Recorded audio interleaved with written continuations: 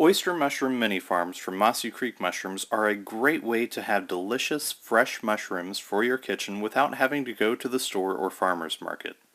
Best of all, they are incredibly easy to set up and take care of while your mushrooms do all the hard work of growing on their own. Step 1. Set up the block. First, locate a place where your block will receive indirect sunlight. Light is necessary for oyster mushroom development, unlike the common button mushroom, which can grow in complete darkness.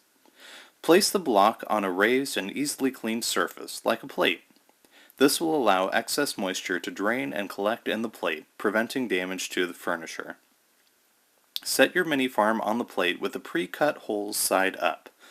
Poke skewers, chopsticks, or even wooden pencils into the block and loosely drape the moisture tent over them. Do not use sticks or other materials that may harbor other fungi, mold, or bacteria that will compete with your oyster mushrooms. Step 2. Mist the block at least twice a day.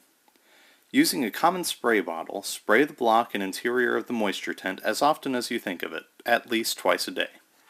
Several times a day is not too much. As your mushrooms grow larger, avoid spraying them directly or they might become soggy. Step 3. Accommodate your growing mushrooms. After a few days, your kit will start to form tiny mushrooms in the pre-cut holes in your block. If tiny mushrooms start to form inside your block, carefully cut a small hole in the plastic for the mushrooms to grow out of. When the mushrooms grow large enough to touch the sides of the tent, remove it. Water-soaked mushrooms touching the plastic wall will not allow adequate ventilation and will promote bacterial growth. Step 4. Harvest mushrooms. Harvest your mushrooms before mushroom caps begin to curl upward. Gently but firmly pluck the mushrooms at the base of the stalk. Harvest all your mushrooms, large and small, once most of them reach maturity. Unharvested mushrooms and stems will become slimy as they decompose and will sicken your block if not removed. Before eating them, place your harvested mushrooms in direct sunlight for a couple of hours to increase their vitamin D levels. Step 5. Prepare block for additional harvests.